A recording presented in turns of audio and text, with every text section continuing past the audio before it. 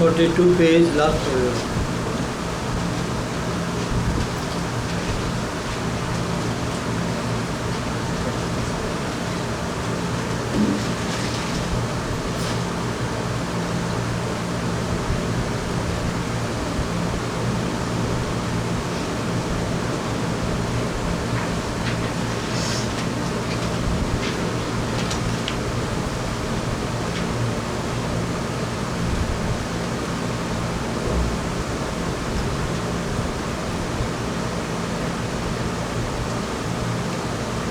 हमने कल जो पढ़ा उसे बताया था, लास्ट लाइन है, thus it was how the individual act of meditation became necessarily a collective performance at the same time।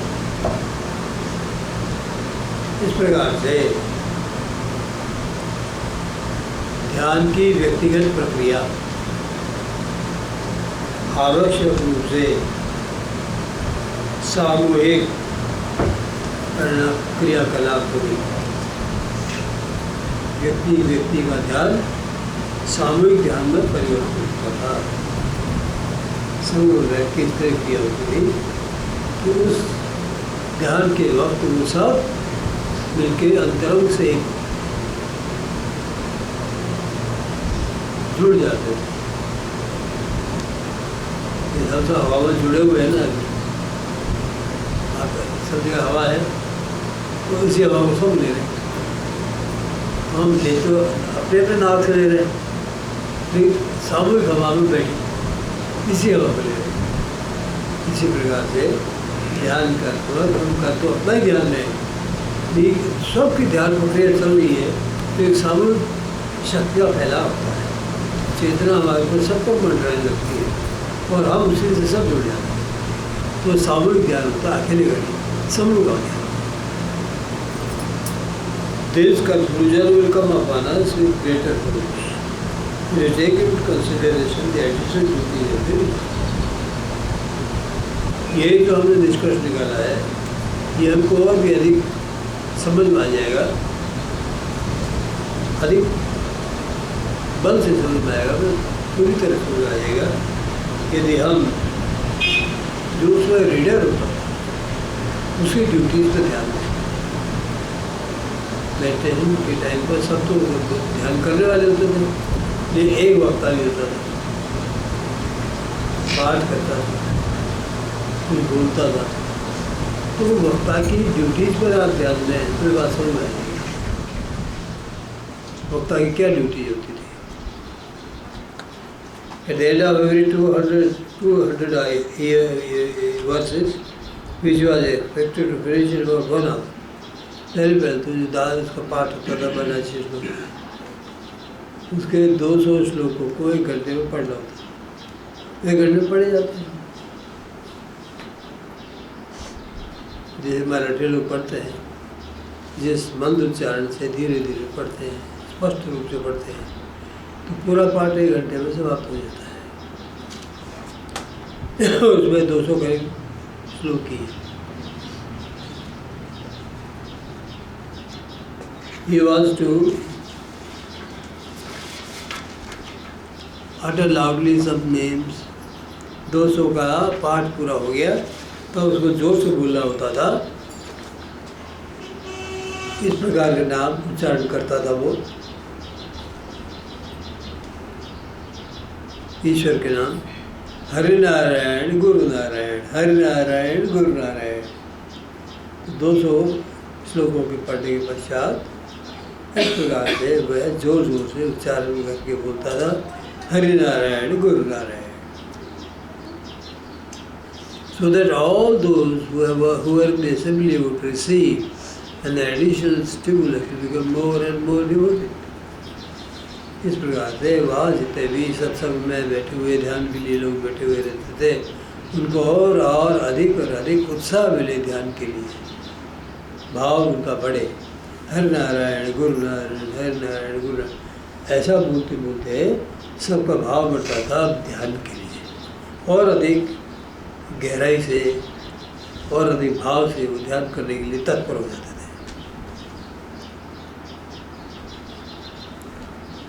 Stimulation रहेगा।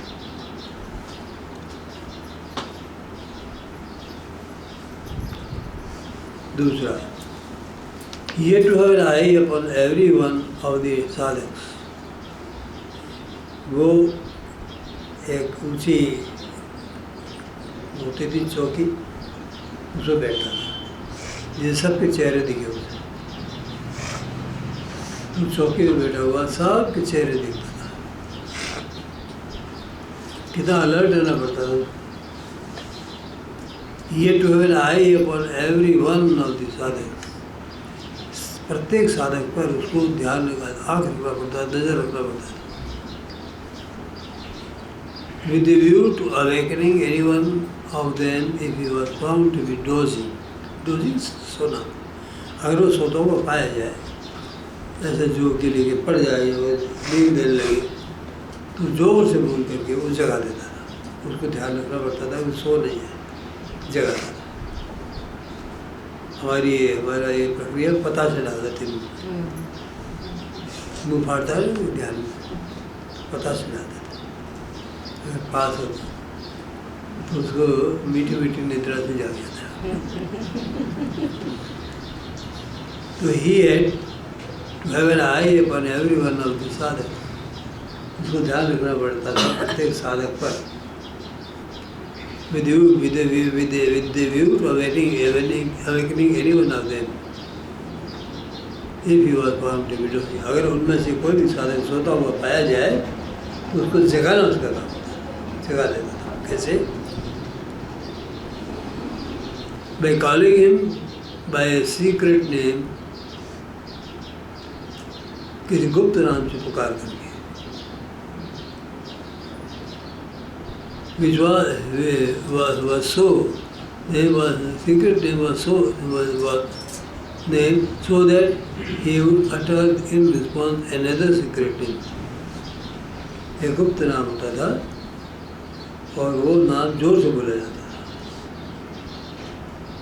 तो वो जाग करके फिर वो अपने अंदर से गुप्त नाम दिया हुआ होता था, उसको बोलता था, तो समझ जाते थे जाग गए। लेकिन अगर नाम नहीं बोला उसने और खुराटे लेता रहा,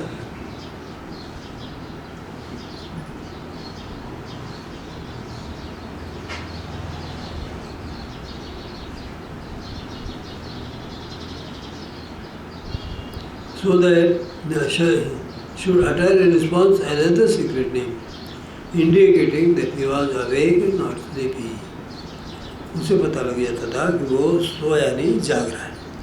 अगर नाम बोल दिया तो मैंने एक गुप्त नाम होता था, वो बोलते तो वो उसको भी गुप्त नाम दिया हुआ रहता था, वो बोल देता था। उस नाम को बोलने पर मालूम पड़ जाता था कि आदमी सोया नहीं है, जाग रहा है। वही नाम बोलना पड़ता जो बताया होगा, भाई ये नाम से बोल रहा था, जब जगाया तो तुम ये नाम बोलना, तो उसे पता लग जाता था वो जाग रहा है।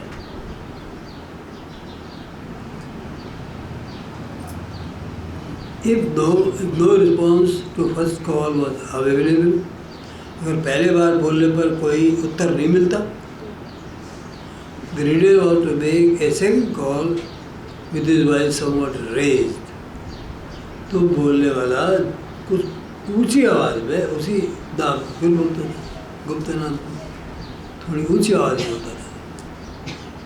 But if that also failed to get a response, ये उस ऊंची आवाज़ से बोलने पर दोबारा अगर कोई उत्तर नहीं आता, रिस्पॉन्स उत्तर, he was utter the divine name Govind loudly in chorus, तो वो जोर से गोविंद करके बोलते थे और सारे साधु गोविंद गोविंद नाम जोर से बोलने लगते थे, तो सोते हुए महाराज जाग जाते थे। गोविंद की ध्वनि सुन के सब गोविंद गोविंद करने लग जाते हैं।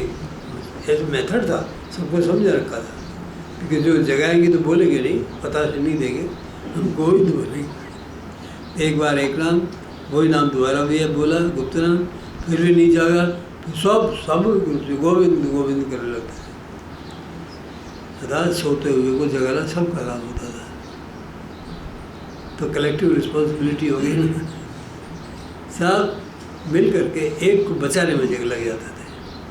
गए तो गहरा गया, अज्ञान में घुसा है तो अज्ञान में नहीं ध्यान देते थे, जगा लेते, देख लो बाहर, ध्यान करो। सबकी सामूहिक जिम्मेदारी बन जाती थी वहाँ पर, और इस तरह से कलेक्टिव मेडिटेशन होता था। अकेले सो गए तो सो गए, कौन पूछता है। सबके बीच में नहीं सोने देना, ये प्रक्रिया भगवान बाहर में बनाई थी इस तरह की, सोएगा नहीं कोई भी। और इस तरह से देखा उन्होंने, एक नाम फिर दोबारा वही नाम, फिर बोला, फिर कोरस होता था, एक साथ गान होता, गायन होता था, कोरस एक साथ गायन, गोविंद, सब गोविंद गोविंद करने होते थे।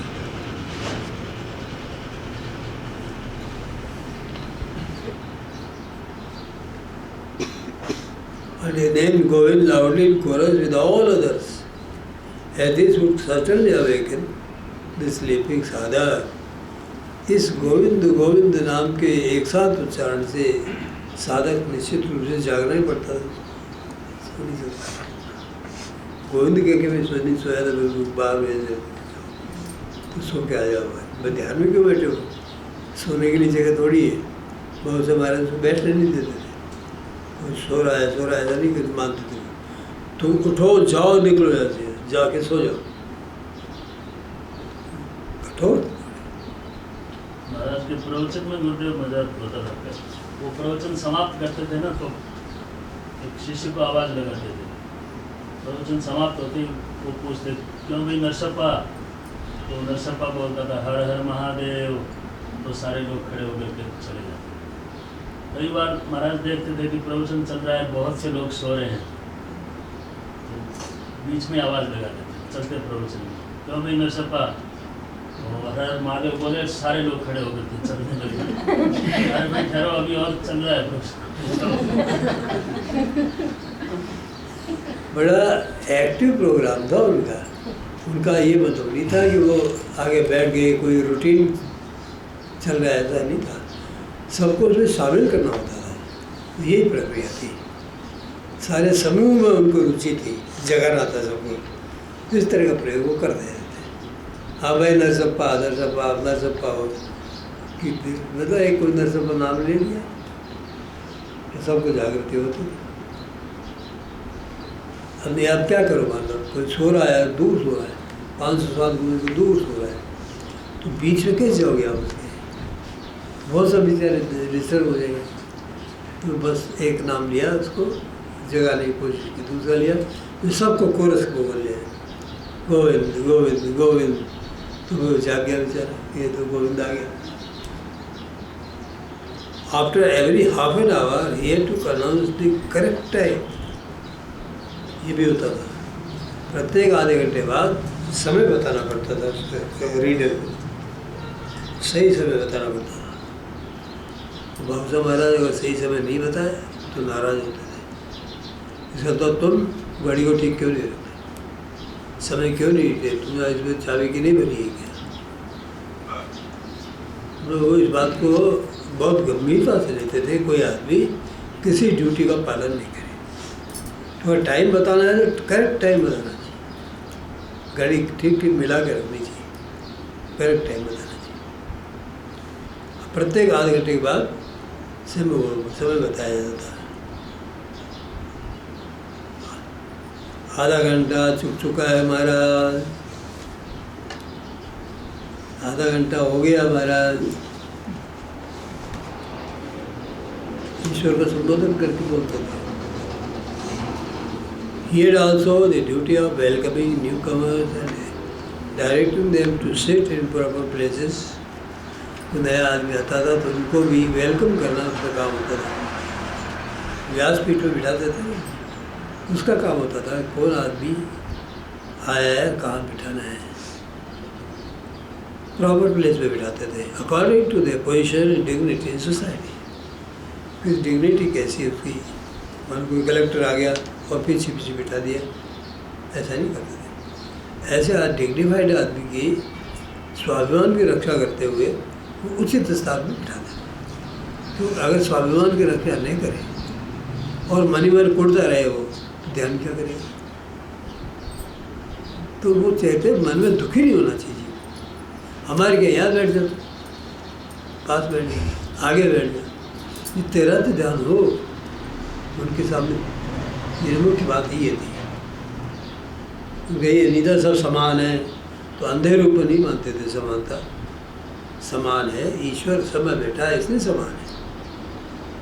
लेकिन समाज के अंदर किसका क्या पद है वो समान कैसे हो जाएगा। इसलिए स्वाभिमान को ठेस पहुँचेगी अगर आप बड़े आदमी को बिल्कुल साधारण आदमी के बीच में, अज्ञानी पढ़े अनपढ़ आदमी के बीच में उसको पीछे बिठा दिया, तो वो सहज नहीं रहेगा ध्यान करने में। तो उसको सहज बनाए रखना उनका काम था, समझते थे वो जो पढ़ने वाला होता था, रीडर होता था, वो जानता था कि इसको कहाँ बिठाना है, इतना वो ज्ञानी होता था।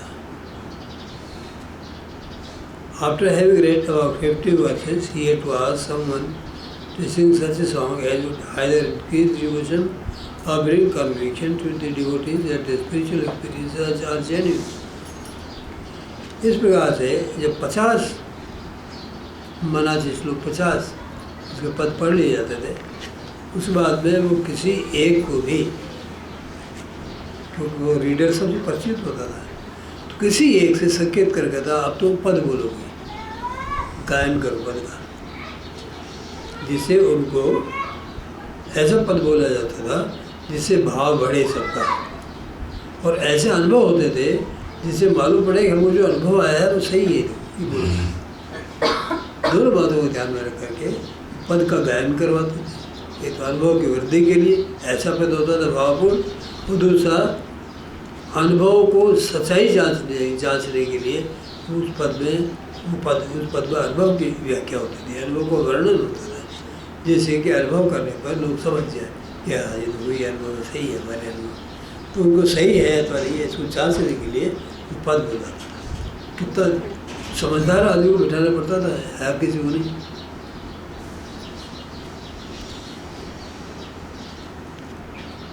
और bring conviction to the devotees, सारे साधकों के लिए ऐसा कन्विक्शन विश्वास पैदा होता था जैसे स्पिरिचुअल एक्सपीरियंसेस आर जेन्युइन, उनके परमार्थ के अनुभव है वो सच्चे, बिल्कुल सही है।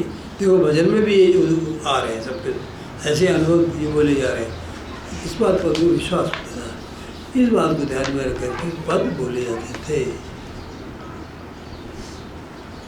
9 घंटे अगर आप ये एक्टिविटीज नहीं करो, 9 घंटे बराबर आपको आलस आने लग जाएगा, बैठना मुश्किल हो जाएगा।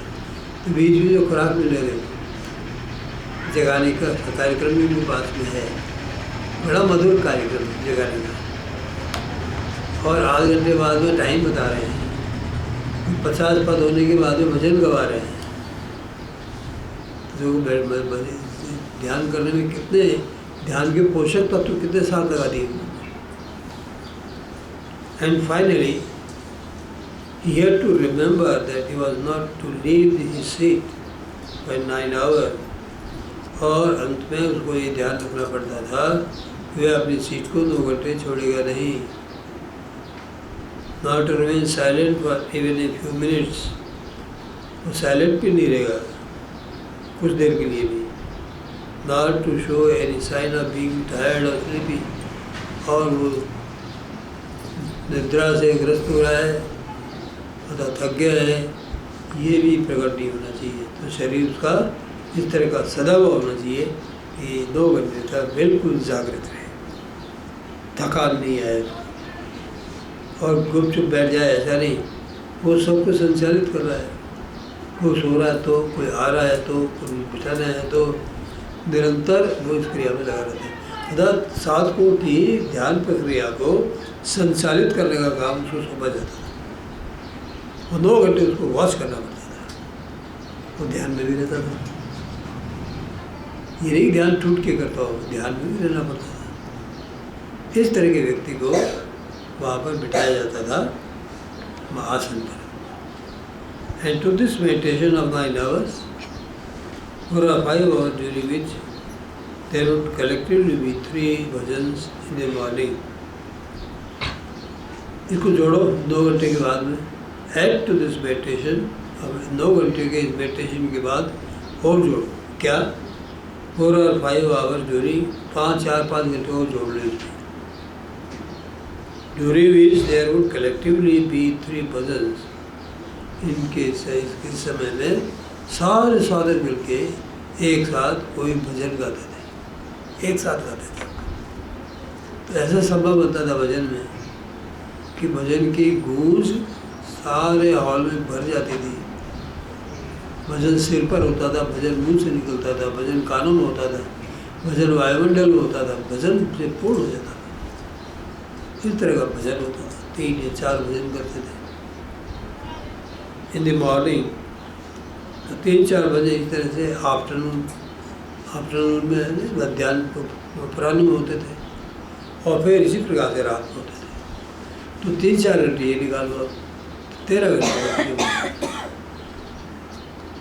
अब थोड़ा खाने पीने का टाइम, 11 घंटे बचे, थोड़ा खाने पीने का टाइम, तो हाथ पैर ढीले कर लो, तुम घूम लो। फिर बातचीत करने की किसी इच्छा ही नहीं थी, शांत रहते थे। अपना खा पी लो, शरीर को आराम दे तो दे लो, फिर दूसरे दिन फिर बैठना है। तो आदमी की हेल्थ उस वक्त सूख जाती थी, आदमी आधा हो जाता था उसका। जो वहाँ से वापस लौटता था तो आधी हेल्थ लेके लौटता था, सूख जाता था। वो सूखना नहीं था, वो साधना थी जो शरीर एब्जॉर्व करता था, अंदर भर लेता था उस साधना को। उसको मांसलता कम होती थी, मोटापा कम होता था। साधना करते करते मानो शरीर रत हो जाते थे साधना में, ध्यान भजन में, आनंद से भर जाते थे।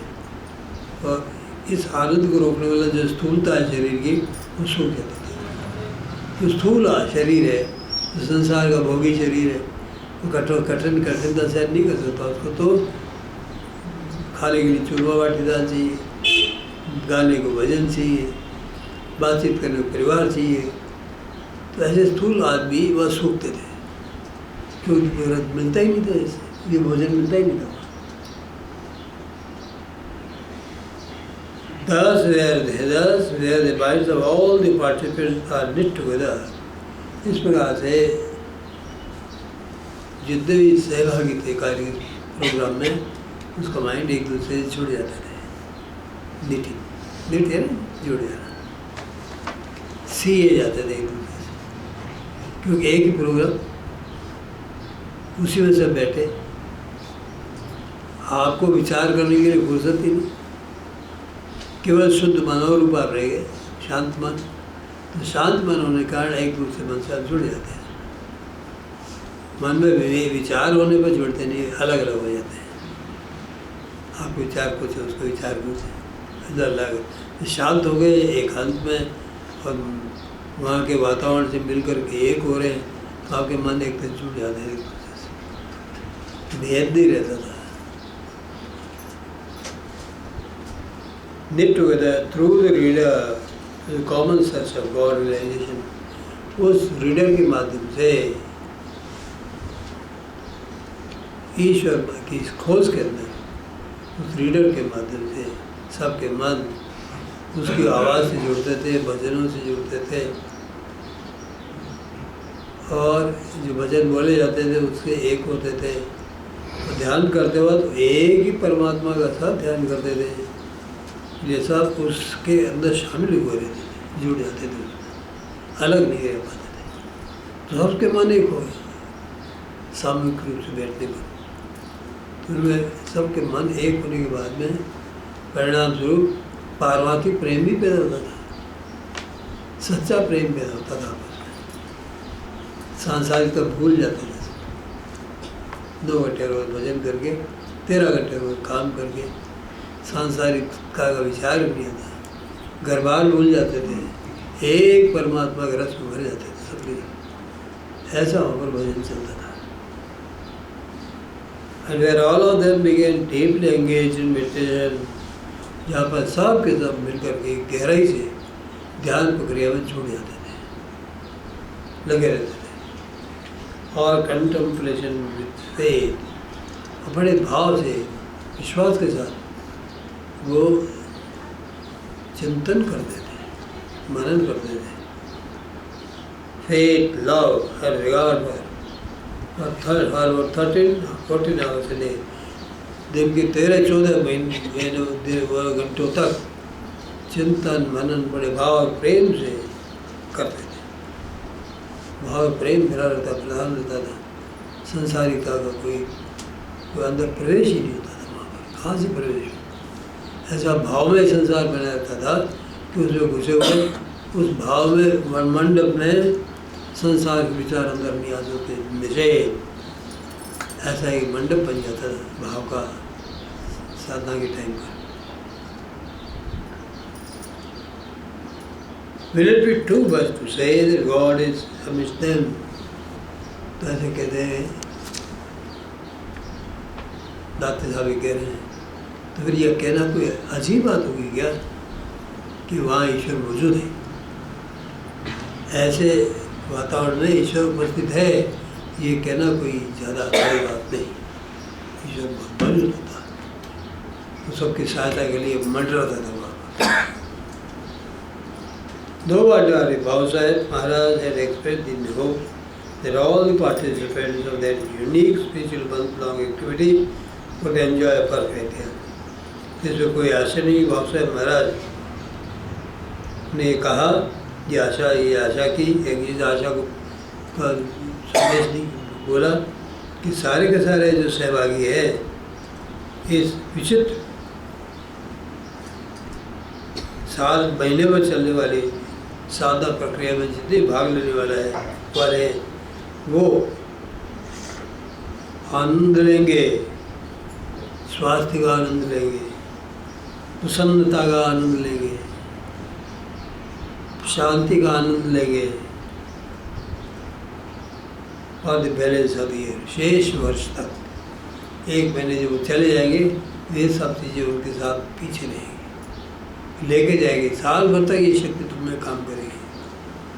तुमने जो इतना ध्यान इतना कर लिया है, तो साल भर तक तुमको कष्ट याद नहीं आएंगे तुम्हारे पास।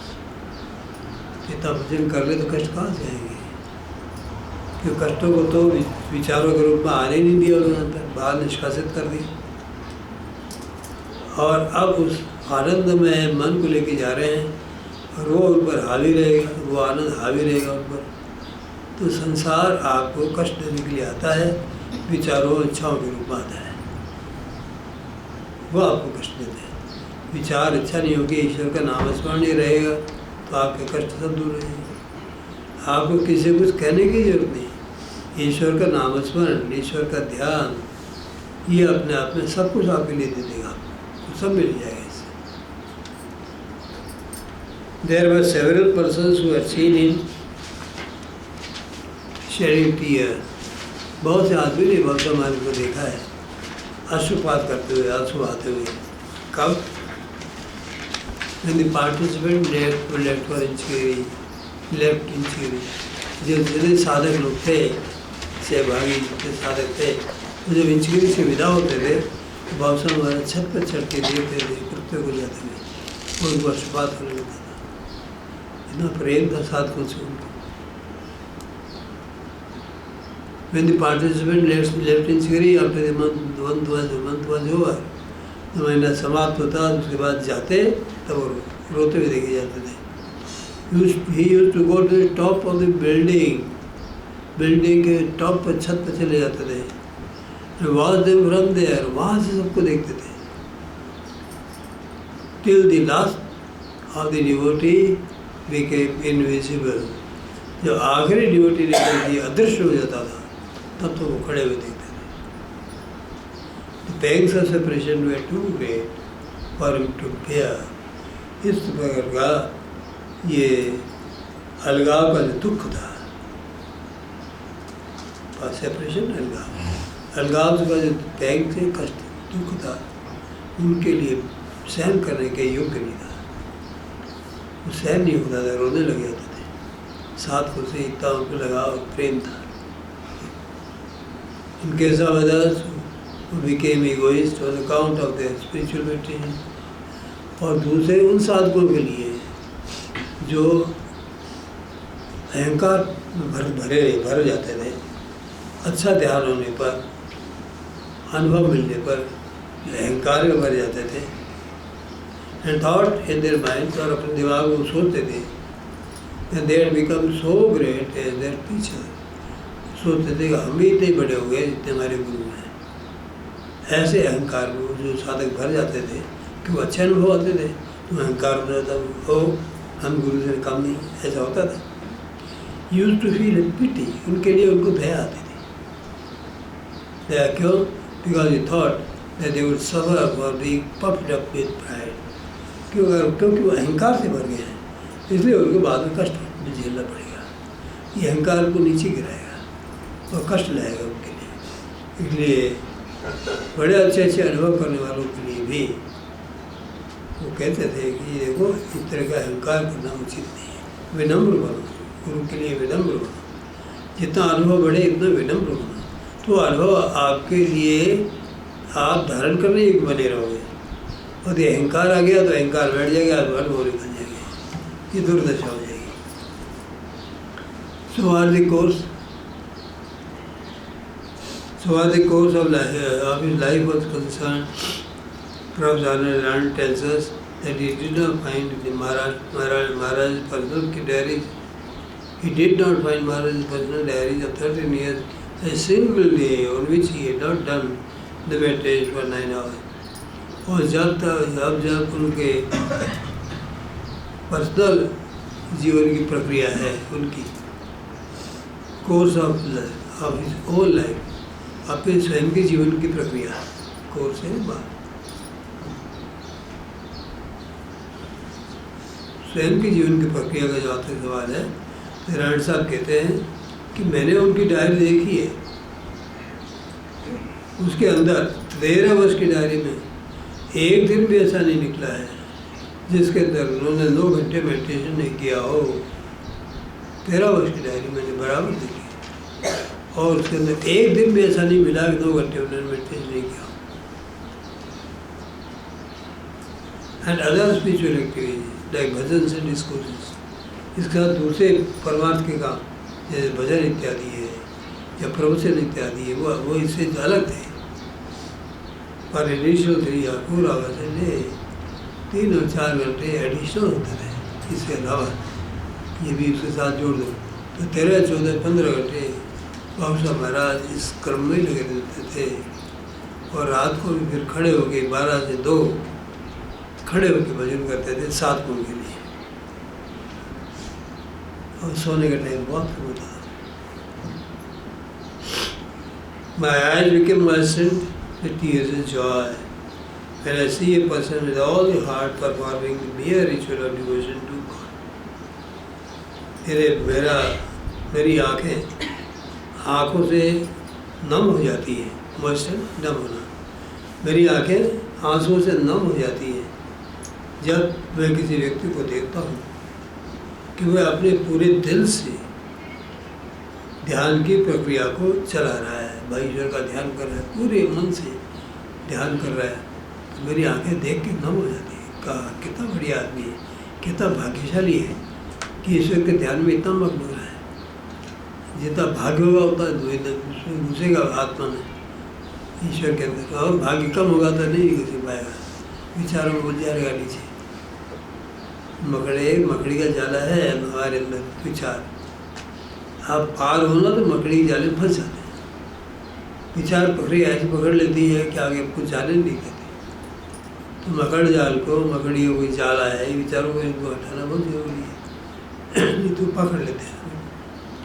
पकड़ने का काम क्या है, ये आपके ऊपर के अनुभव को नहीं आने देते, नीचे अनुभव पैदा करते हैं। आप जाते हो ऊपर परमात्मा के अनुभव में, मन नीचे आपको अनुभव पैदा करके देता है। देखो ये चीज़ है तुम्हारे मन, देखो ये चीज़ है, देखो ये काम है तुम्हारे, देखो ये चीज़ है। हम पीछे नीचे देख लेंगे, ऐसा लगता है कि आदमी की आंखें ऊपर होकर नीचे हो जाती है और उसको उलझ जाता है बेचारा। तो उस मकड़ जाल को हटाए बिना, संस्कार को हटाए बिना हम ऊपर जा नहीं सकते। बड़े भाग्यशाली है, इसलिए वो कहते थे हाँ कितना आनंद से बैठे हैं। उनको आँखों में नम हो जाती थी, उनका प्रेम बढ़ता था साधकों की, कितना बैठते हैं, कितना बैठते हैं। और हमारे यहाँ देखे कि ज़्यादा बैठे देखो क्या है, अहंकारी बैठा है, क्या होता है ज़्यादा बैठना। हम ये नहीं समझते अधिक बैठना ये ईश्वर की इच्छा से होता है। आप जितना अधिक बैठते हैं वो तो ईश्वर आपको प्रेरणा दे रहा है। ईश्वर आपको अपने पास बुलाना चाहता है। उसकी इच्छा है कि आप अधिक से अधिक ध्यान करके और अपने घर में आ जाओ, एकाग्र होकर ध्यान। बहुत बारीक सूर आपके जाने का, इसलिए अगर मन में आपके धागा में रह गया थोड़ा सा तो कुछ नहीं पाओगे। इसलिए सारी इच्छाओं को त्याग करके आप ऊपर जाते हैं, और यदि इच्छाएं शेष रह गई तो वो आपको बाहर खींच लाती है, ऊपर जाने नहीं देती, मिलने नहीं देती।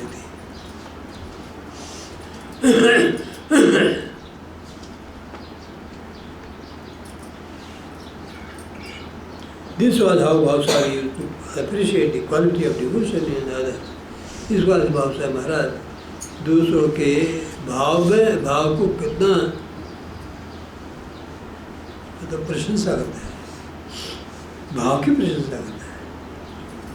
आप बैठे दृढ़ता से बैठे हैं, हठयोग कर रहे हैं, उसका मतलब नहीं है।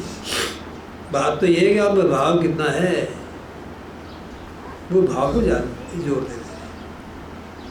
बड़े प्रसन्न होते थे भाव को देख, किसी को भाव है वो भजन करता है भाव से, उसको देख के वो खुश होता है। Though he used to keep silence throughout the month of the Shravan मास में यद्यपि वो चुप रहते, शांत रहे, बोलते नहीं थे। उनकी तो शक्ति मिलती थी सबको, बस इतना ही था, बोलते नहीं। बोलने का काम तो रीडर का होता था, जो कि बहुत एक्सपर्ट होता था इस काम में, अनुभवी भी होता था, गाइडेंस भी दे सकता था। इस प्रकार के आदमी को बिठाते थे तो स्वयं मौन रहते थे, लेकिन अभियत कर देते थे कि आदमी भाव में बड़े प्रसन्न होते थे उसको देख कर। He was aware that it was neither possible nor desirable for him to attend personally to all such details of the arrangements. वो ये बात जानते थे कि उनके लिए संभव नहीं है और आवश्यक नहीं, उचित नहीं है कि वो सारे कार्यक्रम को विस्तार से स्वयं देखें। अगर गुरु इसी काम में लग जाए तो फिर साधन चलता नहीं है। गुरु को हमेशा एकांत में शांत होकर बैठना चाहिए और साधकों को ये सारी प्रक्रिया को स्वयं देखना चाहिए। ऐसे साधक होने चाहिए जो इसका भार उठा सके, इसका आयोजन कर सके, इसका ठीक प्रकार से इसको चला सके, ऐसे साधक होने चाहिए। यह साधक ऐसा नहीं है वास्तव में, अभी चला नहीं, खुद ही नहीं चल सकते तो चलाएंगे कहाँ से। ऐसे साधक होने चाहिए जो गुरु की सहायता कर रहे हैं। ये गुरु की सेवा है वास्तव में, कि गुरु का जो कार्यक्रम चल रहा है उसमें आप कितने सहयोगी होते हैं, कितने आप भागीदार होते हैं, कितने सहायक बनते हो। ये गुरु सेवा है, ईश्वर की सेवा, गुरु सेवा एक ही बात है।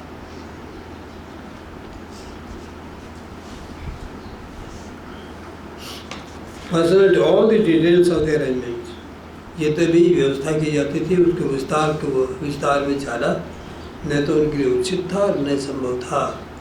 अगर विस्तार में देखते फिरे, सब चीज़ों को देखते फिरे, खाना देखें, टेंट्स को देखें, ये उनके लिए उचित नहीं था।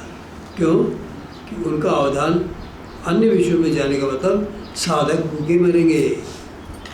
उनके शांत रहना उनकी कमाई है, जो वो खाने के लिए सबको देंगे, अंदर से अपने निकाल के वो आनंद देते हैं सबको। कमाएंगे का नहीं, बिना कमाए कहाँ से देंगे?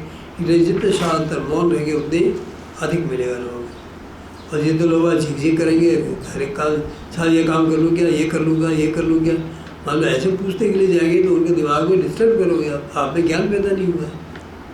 तो इसलिए ऐसे साधक वास्तव में साधक होते नहीं हैं। उनके अंतर्दृष्टि पैदा नहीं होती, गुरु का क्या स्वरूप है, कैसे उनके साथ रहना चाहिए, कैसे हमको व्यवहार करना चाहिए, गुरु के स्वरूप को समझते नहीं है। इसलिए बार बार कहते हैं तो ऐसे पूछो, सब इनसे पूछ के करो। नहीं, एक व्यवस्था बन जानी चाहिए, पूछने की जरूरत नहीं पड़ी। एक बार व्यवस्था बना दी, उसके साथ सब चलते रहो, बार बार पूछने की जरूरत है। जहाँ जूते कहाँ खोले, व्यवस्था बना लो, कहाँ खोलोगे जूते, चाहे पानी का घड़ा कहाँ रखा बताओ पिलाने के लिए, चाहे ग्लास लाएंगे आप पिलाने के लिए, या कहा से पिला दें। अब ऐसे ही बात पूछोगे तो कहेंगे भले आदमी है, जिस समय अकेला बैठा था ठीक था, कहाँ गई वीडियो ठीक है, ये होने लग जाएगा उनके मन में। इस गुरु से ज़्यादा बोलना, उसकी व्यवस्था के लिए पूछताछ करना, बार बार जाके चीज़ें पूछना, ये अज्ञानियों का लक्षण है। ज्ञानी लोग कभी भी बात में अच्छे साधक होते हैं, इस बात को ध्यान में रखते, जानते हैं इस बात कि गुरु को देखो, डिस्टर्ब करो। व्यवस्था एक बार बना दी उन्होंने, उसको पालन करो, और वो बदलेंगे तो बता देंगे मैं ऐसा कर लो, स्वयं बता देंगे। आप बार बार जाके पूछो, बार बार जाके पूछो, तो आप मन को डिस्टर्ब करोगे।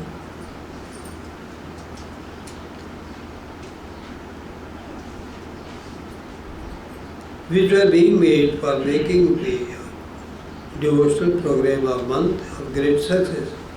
तो साधकों के लिए होता था कि एक महीने के लिए जो श्रावण सप्ताह हो रहा है उसको अत्यधिक सफल बनाए, इसके लिए प्रयास करना, इसके लिए जो व्यवस्था करना, ये सब साधकों को देखना चाहिए। बात उनका काम है।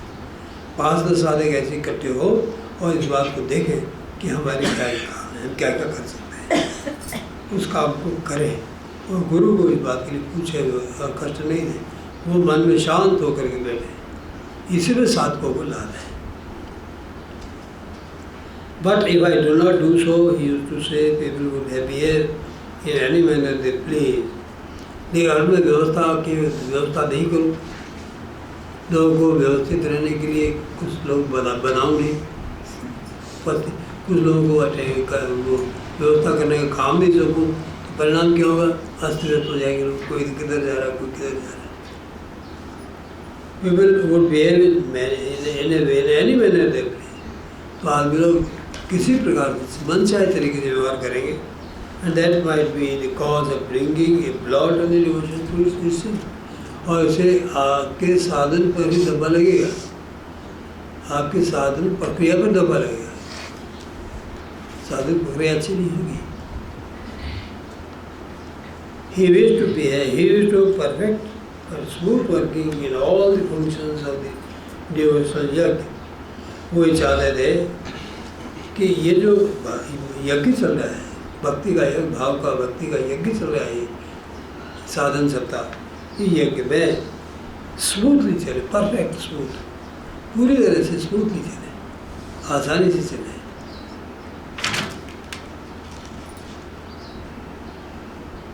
सारे के सारे कामों के अंदर पूरी व्यवस्था से चलेगा, स्मूथली चले, ये उनकी चरित्र थी। Therefore, he wished that every man who participated in a great sacrifice, इसलिए वो चाहते थे कि सभी आदमी जिस महान यज्ञ में से भाग लेते थे, be necessarily intelligent, वो आदमी कैसे होना चाहिए? वह उनको बुद्धिमान होना चाहिए, इंटेलिजेंट, डल आदमी का काम नहीं, इंटेलिजेंट होना चाहिए, साहसी करेजिस होना चाहिए। साहस नहीं होता, ये भजन करने वाले को साहसी बनना पड़ता है। ईश्वर के आगे जाने के लिए, ईश्वर के पास जाने के लिए अगर आप में संकल्प शक्ति और साहस नहीं है तो संसार तो रोकेगा आपको, कैसे होगे? तो साहसी लोग हैं वही ईश्वर की तरफ जाते हैं कि संसार के जाल को तोड़ के जाना पड़ता है, तो जो तोड़ता है वही जाता है। और जो बंधन में पड़ा बेड़ियाँ डलवा दी पैरों में, कैसे जाएगा बताए? दौड़ लगाना हो तो पैर खुले तो होने चाहिए ना, तो आप बेड़ियाँ डाल के संसार में उलझ के ईश्वर की तरफ कैसे होंगे? संसार अगर मीठा लगता है तो आपको बांध गला पकड़ लेगा। ईश्वर की तरफ जाने के लिए संसार जाल से छूटना, इसकी मोह माया से छूटना और संकल्प दृढ़ करके ईश्वर की तरफ चलना, ये आवश्यक होता है। तो वैशाली समझ में आ रही बात है, तुम्हारे पूरे ज्ञान से भिन्न प्रकार की बात है। जिस परिवेश से तुम निकल के आई हो उसमें ऐसी बातें नहीं होती, वहाँ तो संसार ही संसार है। पैसे कमाओ, बैंक बैलेंस बनाओ, है ना, मालदार बन जाओ। जितना नियम है विदुर ने लिखा है, जो जितना अधिक पैसा इकट्ठा करेगा उसका शरीर उतना ही बीमार होगा। मैं तुम्हें विदुर में तुम्हें दिखाऊंगा। जो पैसे का संचय करेगा वो आवश्यक रूप से शरीर से बीमार हो जाएगा। पैसा बीमारी लाता है, द्रव्य को खर्च करो ईश्वर के काम पर तो आपको आनंद मिलता है, ईश्वर का मार्ग मिलता है। यदि संचित करके आप लोग धन इकट्ठा कर लिया, उससे आपके शरीर को रोग पैदा होते हैं। मिश्रा जी मैं आपको विदुर नीति में लिखा हुआ बता दूँगा, ये सही बात है। जितने भी बड़े बड़े मालदार लोग दुनिया के रात को सोते वक्त पिल्स खाते हैं, नींद नहीं आता। जितने ऐशो आराम के साधन है वो शरीर को खराब करते हैं, और कोई ऐशो आराम का साधन नहीं, बल्कि अपने शरीर को ठीक रखो, ज़्यादा दुनिया की चीज़ें रखो मत पास में, तो आपको बहुत फुर्सत मिलेगी भजन करने के लिए। और जितनी ज़्यादा भलोगी चीज़ें उतने आपको परिश्रम उससे परमात्मा के लिए जाने में समय नहीं मिलेगा। तो संसार सब संभालोगे या अपना रास्ता पकड़ोगे। जितना संसार अधिक होगा उतना परमात्मा कम होगा, जितना पैसा ज़्यादा होगा उतना बीमारियाँ ज़्यादा आएंगी। अरे मैं नहीं कह रहा हूँ, विदुर कह रहे हैं। अगर आप पढ़ना चाहो विदुर नीति पढ़ लो तो मालूम पड़ जाएगा, और अनुभव करके देख लो कि गलत गलत कह रहे हैं या सही कह रहे हैं। Therefore, I wish that every man who participates in great sacrifice will necessarily be an intelligent, courageous, obedient servant of God. कैसा होना चाहिए इसमें भाग लेने वालों को, इस यज्ञ में, कि इंटेलिजेंट होना चाहिए, साहसी होना चाहिए, और ईश्वर का बड़ा आज्ञाकारी भक्त होना चाहिए। Obedient servant of God. हम इस यज्ञ में प्रवेश कर रहे हैं, हम ईश्वर के आज्ञाकारी साधक हैं, ईश्वर की आज्ञा मानने के लिए हम आए हैं, उसके बाद जाना है। इस आयोजन में हमारा जो काम होगा वो हम करेंगे। ईश्वर को खुश करने के लिए हमें ईश्वर के काम को निस्वार्थ होकर करना है, सेवक बन के करना है। अहंकार नहीं रखना है कि आप बड़े आदमी हो गए हम ये काम कैसे करें, ऐसा नहीं। बड़े से बड़े आदमी स्वर्ण मंदिर में जाते हैं तो फर्स्ट पहुँचते हैं। जैन सिंह ने उसको से सजा हुई थी, फर्स्ट पहुँचा था उसमें। उसे अपना अहोभाग्य मानते हैं कि सेवा मिले गुरु स्थान की। ये तो बहुत बड़ी भाग्य की बात है, मिलती नहीं है। मिलती नहीं, क्यों नहीं मिलती? कि हमारा वैसा करने के लिए दिल नहीं होता। मिल जाए तो दिल नहीं होता तो कहाँ से मिलेगी? और मिल भी या ऊपर से कर दिया, दिल नहीं है तो सेवा हुई। If anyone was tired, he allowed him to go outside. अगर कोई थक जाता था ध्यान में, कहता जाओ बाहर आराम करो, and then return to meditate after taking rest for some time. और फिर कुछ समय आराम करके ध्यान के लिए आ जाओ। इसका मतलब ये समझ में आ गया, ये थोड़ा शिथिल है, खाया पिया मोटा आदमी है, आराम ज़्यादा चाहिए। और भजन करने वाले का आदमी का चुस्त होना चाहिए, चुस्त। ये नहीं कि खा पी के आलसी और सबसे बैठा हुआ करके डगा रहे हैं, सारों का ध्यान टूट जाए वहाँ पर। कम खाओ, डकारे में अपान वायु का निस्तारण भी करते हैं, इतने जोर से करेंगे तो खाते ही हैं तो झटके खा लेते हैं। तो सत्संग में बैठेंगे तो दोनों बार खुल जाते हैं, सब उसे तक हो जाते हैं।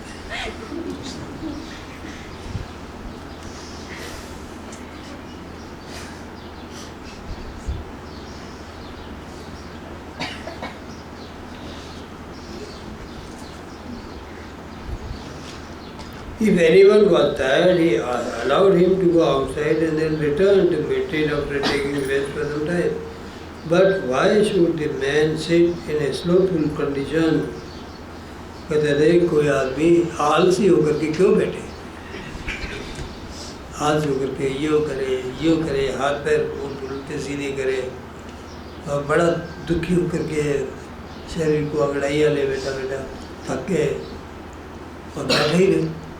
तो इससे तो सब आदमी को कष्ट होता है कि क्या हो रहा है, क्यों फालतू बैठे हैं। इसलिए शरीर को इतना ही खाओ कि आप बैठ सकें। खान पान पर आपको नियंत्रण रखना पड़ेगा। अधिक खाने वाला बैठ नहीं सकता, उसको तो अधिक खाने के बाद जो प्रक्रिया होती है सब ध्यान नहीं होगा उसका। स्लोथफुल कंडीशन, स्लोथफुल नहीं आलसफुल। Look at others here and there, और बैठा बैठा कभी कभी क्या करता है, इधर उधर देखता है। वो पीछे वाले बैठे हुए आते हैं, कई बार कोई लोग आते हैं पीछे, क्या कर रहे हैं क्या कर रहे हैं, पीछे से किताब निकाल के देखते देखते चुपचाप हम देखते ही क्या कर रहे हैं। बंदर चूहा आ जाए ना कोई तो उछल कूद करे रहता है, चूहा आ जाए कोई अचानक तो होता है कहाँ गया इन मनुष्यों की, तो रास्ता ढूंढता है भागने के लिए। तो इस प्रकार से मानसिक रूप से भी रास्ता ढूंढते हैं निकलने के लिए, अखबार निकाल के पढ़ लिया, पीछे उधर अखबार पढ़े रहते हैं, खींच लिया देखिए।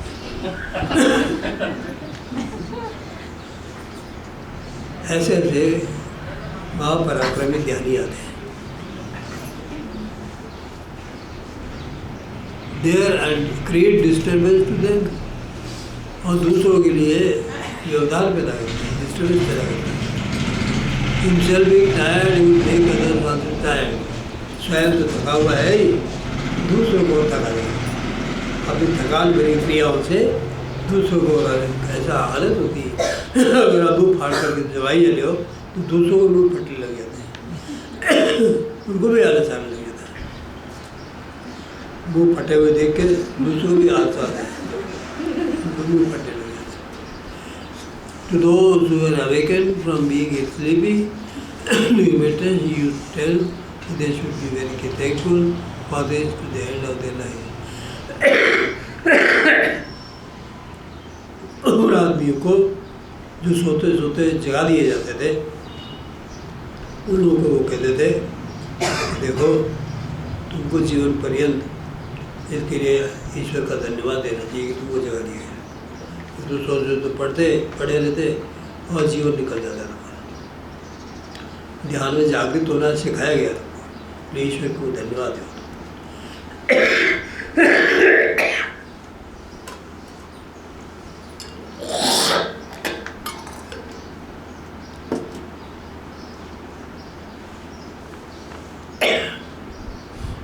बस भाई नहीं करते, बहुत हो गया।